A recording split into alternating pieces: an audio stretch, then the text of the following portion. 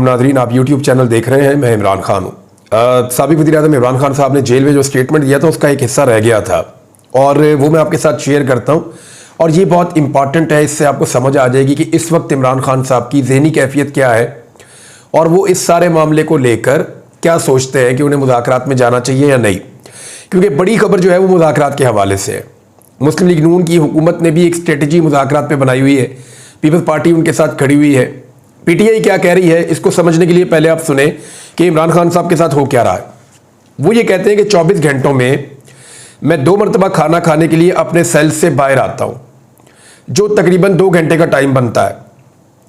ये सब बार बार ये तासुर देने की कोशिश करते हैं जैसे मैं किसी 5 स्टार होटल में रहता हूँ।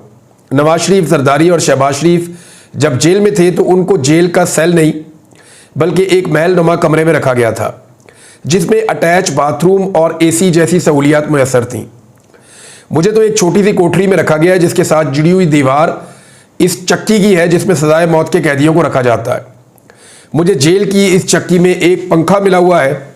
जब शदीद गर्मी होती है तो ये जो सेल है ये ओवन बन जाता है। मैं शिकायत नहीं कर रहा, लेकिन चाहता हूं कि मेरी कौम को पता चले कि मैं किस हाल में यहां रह रहा हूं। मेरी जेल के सेल के बाहर सिक्योरिटी पर मामूर एहलकारों को डराकर मेरे सेल से दूर कर देते हैं। इनको यह लगता है कि मैं सिक्योरिटी पर मामूर एहलकारों से बात करके अपना वक्त गुजारता हूं। मेरे पास तो पढ़ने के लिए चीजें हैं तो मैं वो पढ़ता हूं और मुझे किसी से बात करने की जरूरत ही नहीं है। मुझे तो ऐसे लगता है कि मैंने यूनिवर्सिटी में फिर से दाखिला ले लिया है। जिंदगी में अपनी मसरूफियात की वजह से जो मुताला मैं नहीं कर सका, अल्लाह ने मुझे अब मौका दिया है कि मैं अब उसको पूरा सुकून से कर सकूं। जेल में मुताला करके अल्लाह ने मेरे इल्म में जो इजाफा किया है मुझे तो उसका अंदाजा ही नहीं था, लेकिन इनको यह लगता है कि इस तरह के हरबे इस्तेमाल करके ये मुझे जेल में तन्हा कर देंगे। अल्लाह पर ईमान इंसान का खौफ खत्म कर देता है। अल्लाह ताला कुरान पाक में फरमाता है कि जब तुम ईमान लाओगे तो मैं तुम्हारे खौफ को खत्म कर दूंगा। मेरा ये ईमान है कि जिंदगी और मौत अल्लाह के इख्तियार में है। इसी ईमान के साथ मैं आखिर तक माफिया के खिलाफ डटा रहूंगा। ये जी इमरान खान साहब का स्टेटमेंट है। तो उनका जो स्टेट ऑफ माइंड है वो आपको समझ आ जाएगा कि इस वक्त वो किस ज़हनी कैफियत में है। अब इसमें जो है वो नून लीग ये चाहती है कि पाकिस्तान तहरीक इंसाफ उनके साथ मुज़ाकरात करे। मैं आपको फिर बता देता हूं और अभी साबित कर दूंगा कि नून लीग ये चाहती है कि तहरीक इंसाफ या इमरान खान साहब या उनकी जमात नून लीग के साथ मुज़ाकरात करे। नवाज शरीफ साहब ने दूसरे लफ्ज़ों में इस ख्वाहिश का इजहार किया कि जनाब सारी सियासी जमातें इकट्ठी हो जाएं, स्टेक होल्डर सारे बैठ जाएं, इदारे भी बैठ जाएं, सारे बैठ जाएं। अब नवाज शरीफ ने जब कहा कि इदारे बैठ जाएं तो उसका मतलब फौज है और कोई इदारा इतना नहीं, कोई जजों ने तो आगे बैठना नहीं है। एस्टेब्लिशमेंट तो फौज की है ना, जज तो नहीं आगे बैठेंगे मुज़ाकरात के अंदर, या वापडा ने तो आगे मुज़ाकरात के अंदर नहीं बैठना, या अगर कोई मुज़ाकरात होने हैं मुल्क के बारे में तो उनमें वासा ने तो आगे नहीं बैठना। असल में तो बैठना एस्टेब्लिशमेंट ने, जो मिलिट्री एस्टेब्लिशमेंट है। तो मियां साहब जब इदारे कहते हैं कि वो भी बैठ जाए तो इट मीन्स कि वो जिन इदारों की बात करते हैं वो सबको पता है, फौज की बात करते हैं। तो मियां साहब भी अब हार मान चुके हैं। यानी नवाज शरीफ बोले कि फौज के साथ बैठ के सब बात करते हैं तो ऐन जमहूरी और ठीक है। इमरान खान कहे कि इन सियासतदानों के पल्ले कख नहीं है, ये चोर है, मेरा मैंडेट चोरी करके डकैती मार के जाली फॉर्म 47 पे आए हुए। तो मैं तो बात करूंगा मिलिट्री एस्टेब्लिशमेंट के साथ क्योंकि उनके पास इख्तियारात हैं इस वक्त और वही फैसले करने की ताकत रख रहे हैं इस वक्त, और उन्हीं के साथ हमारा मामला खराब हुआ हुआ इस वक्त। और मैं डील नहीं करना चाहता, वो ये कहता है कि मैं ये चाहता हूं कि मामला दुरुस्तगी की तरफ जाए। पाकिस्तान के हालात बहुत खराब हो गए, जो कुछ किया गया उसकी वजह से तो पाकिस्तान के हालात खराब हो गए। अब नून लीग चाहती है कि मुज़ाकरात करें। नून लीग मुज़ाकरात के लिए मिन्नतें भी करती है। शहबाज शरीफ ने कहा कई मरतबा, राना सनाउल्लाह ने कहा, मुसद्दिक मलिक साहब ने कहा।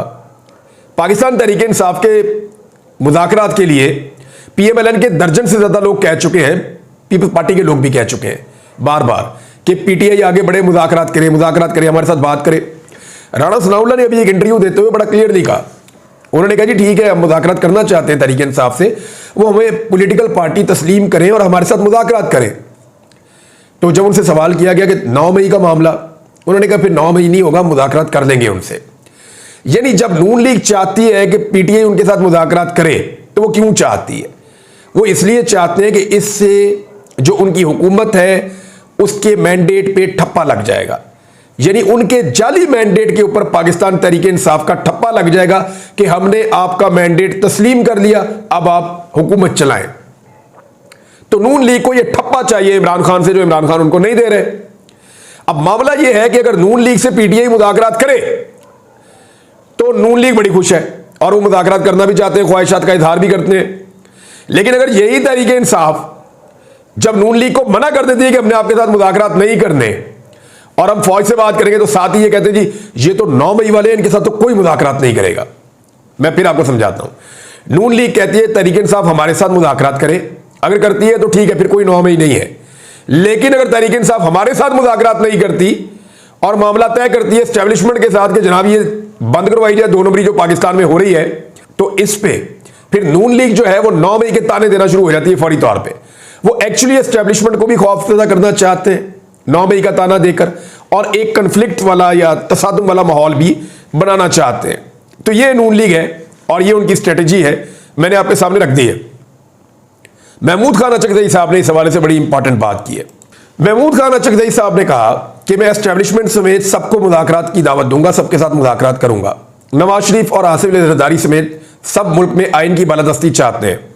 कौमी असम्बली में खिताब करते हुए महमूद अचकज़ई ने कहा कि तमाम सियासी जमातें बैठ कर मुल्क का सोचें, मुज़ाकरात होंगे और होने चाहिए, और मुल्क के बारे में बैठकर सोचना होगा। मेरी कुछ अर्सा पहले महमूद खान अचकज़ई साहब से बात भी हुई थी, तो उन्होंने कहा था कि जो एस्टेब्लिशमेंट है पाकिस्तान की, या मिलिट्री एस्टेब्लिशमेंट है, उनका यह मानना है कि इसको अब सेफ एग्जिट दे देना चाहिए और इन्हें मौका देना चाहिए कि ये अपने आप को सियासत से बाहर निकाल कर ले जाए, चाहे इस मकसद के लिए सारी पॉलिटिकल पार्टीज को बैठ के फैसला करना पड़े। लेकिन उनके नजदीक भी हाल यही है कि जो पीटीआई के साथ एक बहुत बड़ी ज्यादती हुई है, तो एक्चुअली तो ये पूरे पाकिस्तान के साथ ज्यादती हो गई। मैंडेट था किसी और का, दे दिया किसी और को। तो जब तक इसका हल नहीं निकलता आगे नहीं बढ़ सकते। डेडलॉक वहां पे लगा हुआ है कि एक जाली हुकूमत आकर बैठी और वो सीरियस हो गई है कि उनकी हुकूमत है, जबकि जिनकी हुकूमत बननी चाहिए थी अवाम आज भी उनके साथ खड़ी हुई है। अब मुज़ाकरात के अंदर वो जो हुकूमत बन गई है वो चाहती है कि मुज़ाकरात हो जाए, एस्टेब्लिशमेंट चाहती है कि इस्तेहकाम आ जाए, और लोगों ने जिनको वोट डाला है लोग उनका इंतजार कर रहे हैं। तो ये एक डेडलॉक है जिसमें सारे फंसे हुए हैं। लेकिन एक चीज मैं आपको बताऊं, एनालिसिस मेरा ये है कि मुज़ाकरात की बत्ती के पीछे लगा के ना हुकूमत कार्रवाइयां डाल रही है, हुकूमत अपने नंबर पूरे कर रही है। यानी राणा सनाउल्लाह साहब ने बड़ा क्लियरली, नईम अशरफ भट्ट साहब है जर्नलिस्ट, उनको उन्होंने एक इंटरव्यू दिया और उसमें खबर ये निकली कि राणा सनाउल्लाह साहब ने कहा कि जो कादी फायद ईसा साहब है ना, वो एक्सटेंशन नहीं लेना चाहते। जब उन्हें कहा गया तो उन्होंने कहा मैं एक्सटेंशन नहीं लेता, लेकिन अगर तमाम जजेस की मुद्दत मुलाजमत बढ़ जाती है या उम्र की हद बढ़ जाती है जजेस की, तो उस पर मुझे कोई एतराज़ नहीं होगा। यानी कादी फायद ईसा साहब ये चाहते हैं कि उनको एक्सटेंशन देकर सिंगल आउट ना किया जाए, बल्कि एक कानून ऐसा बना दिया जाए जिसके जरिए से जजों की उम्र की हद बढ़ जाए और उसका फायदा काजी फायद ईसा साहब को हो जाए। अच्छा, उसका एक तो पीटीआई को नुकसान होगा। कादी फायद ईसा साहब ने जो पीटीआई के साथ किया है वो वही करेंगे अगर उन्हें फर्दर काम करने की इजाजत मिल जाती है या कोई कानून ऐसा बन जाता है। लेकिन राणा साहब ने साथ ही कहा कि हमारे पास आईनी तरमीम के लिए वोट पूरे नहीं है, वोट पूरे होंगे तो फिर ये आईनी तरमीम करेंगे, ये राणा सनाउल्लाह साहब ने कहा। तो मेरे ख्याल में मुज़ाकरात के ट्रक की बत्ती के पीछे लगा के ना हुकूमत कार्रवाइयां डाल रही है। एक कार्रवाई तो उन्होंने ये डाल दी कि उन्होंने अपने नंबर वो पूरे कर रहे हैं, यानी किसी तरह भी वो अपने नंबर पूरे कर रहे हैं। और मुबैना तौर पे कुछ खबरों के मुताबिक फजलुर रहमान साहब के साथ उनके मामला अभी खत्म नहीं हुए, वहां डील चल रही है। कुछ चीजें फजलुर रहमान साहब ने मांगी हैं, हो सकता है कि वो चीजें हुकूमत फजलुर रहमान साहब को दे दे, और अगर वो दे देती है तो फिर फजलुर रहमान साहब हुकूमत का साथ दे सकते हैं। ये खबरें आ रही हैं, ये मेरी खबर नहीं है, क्योंकि मेरी नजर में अभी भी मौलाना फजलुर रहमान साहब जो है वो स्टेटस को के साथ बड़े कंफर्टेबल तो होते हैं, लेकिन कोई भी सियासतदान इतनी बड़ी कीमत नहीं अदा कर सकता कि अपनी सियासत ही तबाह कर ले कुछ ओहदों के पीछे। तो फजलुर रहमान साहब अगर अपनी एक सियासी खुदकुशी करना चाहते हैं तो ये उनकी अपनी मर्जी है। लेकिन इसी कशमकश के माहौल में हुकूमत ने सुप्रीम कोर्ट ऑफ पाकिस्तान में जजेस की तादाद बढ़ाने का एक तरमीमी बिल सेनेट में पेश कर दिया। यानी यहाँ सेनेट से वो काम शुरू कर रहे हैं, बाद में वो जाएंगे कौमी असम्बली में और वो अपना एक बिल पास करवा लेंगे। ये कोई इतना मुश्किल नहीं होगा, सेनेट में इन्होंने पेश कर दिया। ये एक्चुअली अपने जो जजेस की जो तादाद है उसको बढ़ाकर 21 करना चाहते हैं। ये सेनेटर अब्दुल कादिर ने बिल पेश किया और जजेस की तादाद वो कहते हैं जी कम है और केसेस लगने में कई साल लग जाते हैं और इसलिए अब जजों की तादाद बढ़ाने का बिल पेश किया जा रहा है और इसमें जो जजेस हैं उनकी तादाद बढ़ाकर अब 21 कर दी जाएगी, यानी चीफ जस्टिस के अलावा मजीद वहाँ पे 20 जजेस मौजूद होंगे, क्योंकि फुल कोर्ट में कादी फ़ायद ईसा साहब को शिकस्त हो चुकी है और हुकूमत को वहाँ पे शिकस्त हो चुकी है। तो हुकूमत हम ख्याल जजों को लाना चाहती है सुप्रीम कोर्ट ऑफ पाकिस्तान में मुबैना तौर पे, और यही एलिगेशन पाकिस्तान तहरीक इंसाफ लगा रही है। उनका ये कहना है कि क्योंकि सुप्रीम कोर्ट ऑफ पाकिस्तान के जो इस वक्त के नंबर हैं, कोर्ट रिपोर्टर से जब मैं बात करता हूँ तो वो ये कहते हैं कि 10 के करीब जजेस जो है वो कादी साहब की सोच से इख्तलाफ रखते हैं, जबकि 8 जजेस ऐसे हैं जो कादी साहब की सोच से इत्तफाक रखते हैं। तो ये 18 हो गए। एक जज जो है उनके बारे में सब लोग कंफ्यूज हैं, और अगर यहाँ पे 4 जजेस मजीद लाए जाते हैं तो फिर ये जजेस की तादाद बढ़ के काफ़ी ऊपर चली जाएगी। 21 करने की कोशिश कर रहे हैं। तो अगर मजीद जज लाए जाते हैं तो वो जज लाने पड़ेंगे जो जज पूरी तरह से काजी फ़ायद ईसा साहब की हमायत में हो। अब एक बात है कि जस्टिस आमिर फारूक साहब, उनका सबसे पहले हक बनता है जो इस्लामाबाद हाई कोर्ट के चीफ जस्टिस हैं कि सीनियरिटी की बुनियाद के ऊपर उनको सुप्रीम कोर्ट ऑफ पाकिस्तान में पहुंचाया जाए। अब आमिर फारूक साहब को पहुंचाना इसलिए भी मेरे ख्याल में टेक्निकली ज़रूरी है कि उनके खिलाफ इमरान खान साहब ने एक बड़ा तगड़ा रेफरेंस दायर किया हुआ है और उस रेफरेंस में उनके लिए बड़ी सीरियस मुश्किलात हैं, क्योंकि 3 मुअज़्ज़िज़ जज साहिबान जो हैं इस्लामाबाद हाई कोर्ट के, उन्होंने तो पूरा का पूरा 30-40 सफ़े लिखे हुए हैं और वो बता रहे हैं मिसकंडक्ट की पूरी कहानी। तो आमिर फारूक साहब के लिए मुश्किलात बहुत ज़्यादा है, तो उन्हें सुप्रीम कोर्ट ऑफ पाकिस्तान में भिजवाएं, क्योंकि वो फिर एक नई अपॉइंटमेंट हो जाती है तो उसमें उनकी बचत हो सकती है। लेकिन अगर वो इस्लामाबाद हाई कोर्ट के चीफ जस्टिस रहते हैं तो उन्हें इस रेफरेंस का सामना करना पड़ेगा। अभी नहीं करेंगे तो जस्टिस मंसूर अली शाह साहब के दौर में करना पड़ेगा, तो ये मुश्किलात उनके लिए आ जाएंगी। और पिछली मरतबा भी जब जजेस आए थे या उससे पिछली मरतबा भी जब जजेस आए थे सुप्रीम कोर्ट ऑफ पाकिस्तान में, तो सीनियर होने के बावजूद जस्टिस आमिर फारूक साहब को सुप्रीम कोर्ट ऑफ पाकिस्तान में नहीं भिजवाया गया। उसका रीज़न ये है कि हुकूमत को ये लगता है या निज़ाम ये समझता है कि अगर जस्टिस आमिर फारूक साहब प्रमोट होकर या ऊपर चले गए सुप्रीम कोर्ट में, तो इस्लामाबाद हाई कोर्ट में जो एक कंट्रोल किया जाता है सारे सिनेरियो को या चीज़ों को, अब वो नहीं हो पाएगा। वहाँ पे जस्टिस मोहसिन अख्तर कियानी साहब आ जाएंगे और उनकी सोच टोटली डिफरेंट है और वो किसी और तरह से चीज़ों को देखते हैं। तो इसलिए अब देखना यह है कि यहाँ फैसला क्या होता है। क्या आमिर फारूक साहब खतरे में रहेंगे इस्लामाबाद हाई कोर्ट में रहते हुए, या वो सुप्रीम कोर्ट ऑफ पाकिस्तान में पहुँचेंगे और यहाँ पे जस्टिस मोहसिन अख्तर कियानी साहब इस्लामाबाद हाई कोर्ट के चीफ जस्टिस बनेंगे। ये बहुत इंपॉर्टेंट है मामला। नाज़रीन, नवाज शरीफ साहब जो है वो अब पाकिस्तान से बाहर जाने की उनकी बातें हो रही हैं। मेरे ख्याल में मियाँ साहब अगर पाकिस्तान से बाहर जा रहे हैं ना, और उनकी ख्वाहिश मुज़ाकरात की भी है, देखें मियाँ साहब का सारा इन्हिसार कादी फ़ायद ईसा साहब पे है। कादी फ़ायद ईसा साहब हैं तो मियाँ साहब हैं, कादी फ़ायद ईसा साहब नहीं हैं तो मियाँ साहब के लिए मुश्किलात हैं। तो मियाँ साहब दोबारा से बीमार होकर पाकिस्तान से बाहर जा रहे हैं, अल्लाह ताला उनको सेहत अता फरमाए। लेकिन ये बड़ी ज़्यादती है, जब बीमार करना होता है तो सबसे पहले मियाँ साहब को बीमार कर देते हैं, फिर बाकी एक एक करके बीमार होकर निकलते हैं। तो सबसे पहले हमेशा मियाँ साहब को बीमार किया जाता है। मियाँ साहब का इमरान खान साहब कह रहे हैं सामान पैक है, तो मेरे ख्याल में एक शापर में मियाँ साहब को उनका विजन भी डाल के दे देना चाहिए और मियाँ साहब को कहना चाहिए कि मियाँ साहब हैंड कैरी कर लो और ये अपना विजन भी आप अपने साथ लेकर लंदन चले जाएं। विजन मियाँ साहब का ऐसा है और ये मजाक इन्होंने खुद बनाया है, यानी जो कामयाबी होती है उसमें डाल देते हैं मियाँ साहब आपका विजन है, और जहां नाकामी होती है वो डाल देते हैं जी फलां की वजह से हो गई है। अब जो क्रिकेट टीम की ठुकाई हुई है और बांग्लादेश जैसी टीम ने आगे पाकिस्तान में जो हालात कर दिए हैं, इसका सहरा मोहसिन नकवी साहब के सर पे ना बांधे तो किसके सर पे बांधे। टेस्ट मैच उन्होंने 1 हरा दिया है, दूसरा टेस्ट मैच आज आखिरी दिन है, 143 रन चाहिए बांग्लादेश को और उनकी 10 विकेटें बाकी हैं। मौसम की वजह से पाकिस्तान को एक बेनिफिट है, और अगर विकेट जो है उसके अंदर मॉइस्चर बहुत ज्यादा रहा तो पाकिस्तानी बॉलर शायद इससे फायदा उठाने में कामयाब हो जाए। और उसूलन होना तो ये चाहिए कि दुनिया की बेहतरीन टीम है तो बांग्लादेशी टीम को आउट करे, और क्रिकेट में ये हो सकता है, वो उम्मीद भी करते हैं। लेकिन जैसी क्रिकेट बांग्लादेश ने पाकिस्तान में खेली है और जैसी क्रिकेट पाकिस्तानियों ने पाकिस्तान में खेली है, इसके ऊपर तो मियाँ साहब के विजन को सलाम है। तो मियाँ साहब का विजन जो है वो एक शापर में डाल के मियाँ साहब के हाथ में पकड़ाएं कि मियाँ साहब हैंड कैरी कर लो और लंदन अपने साथ अपना विजन भी लेके जाएं। इस विजन ने पाकिस्तान में तबाही फेरी है। मुराद सईद के बारे में एक खबर चल रही है, पूरे पाकिस्तान के मीडिया पे हेडलाइंस चलवाई जा रही है, छपवाई जा रही है कि जनाब खैबर पख्तूनख्वा की हुकूमत का मुराद सईद से राब्ता, मुराद सईद ने मशवरे दिए या इन्फ्लुएंस किया।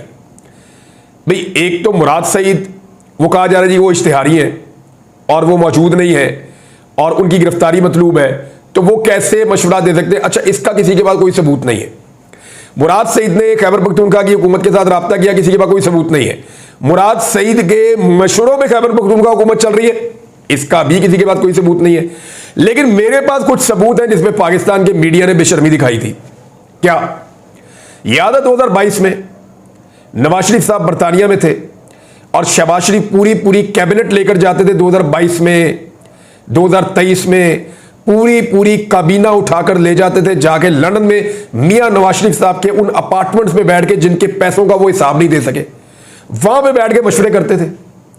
यानी बड़ी बड़ी तैनातियों के मशवरे मियां नवाज शरीफ ने किए, बड़ी बड़ी एक्सटेंशंस के जो मशवरे हैं वो मियां नवाज शरीफ साहब ने वहां दिए और फैसले किए मियां नवाज शरीफ ने। और मियां नवाज शरीफ कौन थे? सजा याफ्ता मुजरिम भी और इश्तिहारी भी। यानी मुराद सईद तो मुलजिम है ना, नवाज शरीफ मुजरिम, सजा याफ्ता और इश्तिहारी, और पाकिस्तान की कैबिनेट जाके, वजीर आजम जाके उनसे मशवरा लेकर फैसला करता है कि पाकिस्तान को कैसे चलाना है और किसको किस ओहदे पे बिठाना है। वहां तो मीडिया नहीं बोला, मीडिया ने मुंह भी नहीं खोला, सबूत मौजूद थे मीडिया के पास। इसहाक डार साहब को जैसे पाकिस्तान लाया गया, नवाज शरीफ को जैसे पाकिस्तान लाया गया, दोनों इश्तिहारी थे। सरकारी प्रोटोकॉल, सरकारी तैयारे, पूरे वजीर आजम के प्रोटोकॉल के अंदर पाकिस्तान में उतरे, पूरा निजाम एयरपोर्ट पे मौजूद था इनको रिसीव करने के लिए, और लाकर इनको कहा जी पाकिस्तान अब बेहतर है, बेड़ा गर्क कर दो। उन्होंने आगे मईशत का भट्टा बिठा दिया पकड़ के, हर चीज को खराब कर दिया, हर चीज का बेड़ा गर्क इन्होंने आकर किया और इनको प्रोटोकॉल के अंदर यहां पहुंचाया गया। तो ये इश्तिहारी नहीं थे। उस वक्त तो पाकिस्तान का मीडिया रिपोर्ट कर रहा था, पता नहीं ये कहां लेकर जा रहे हैं पाकिस्तान को एशियन टाइगर बनाने के लिए आ गए, पाकिस्तान में महंगाई का ये खात्मा कर देंगे। मीडिया को तब नजर नहीं आया कि कोई इश्तिहारी है, वो हुकूमत चला रहा है और बबांगे दोहल कह रहे हैं कि वो फैसले कर रहा है, और यहां पर एक शख्स जिसके बारे में कोई सबूत भी नहीं है उस पर मीडिया हेडलाइंस छाप रहा है। ये मुनाफकत हो रही है पाकिस्तान में और ये मीडिया कर रहा है। इसीलिए मीडिया जो है वो अपनी क्रेडिबिलिटी खो रहा है और जो लोग बोलते हैं उनको बंद कर देते हैं। जैसे औरिया मकबूल जान साहब, आज उनका केस लगा हुआ है, दुआ करें अल्लाह ताला उनकी मुश्किलात को आसान करे और उन्हें ज़मानत मिल जाए और वो अपने घर पहुंच जाएं। उम्मीद करते हैं कि अदालत से उन्हें इंसाफ मिलेगा। अब तक इतने, अपना ख्याल रखिएगा, अपने चैनल का भी। अल्लाह हाफ़िज़।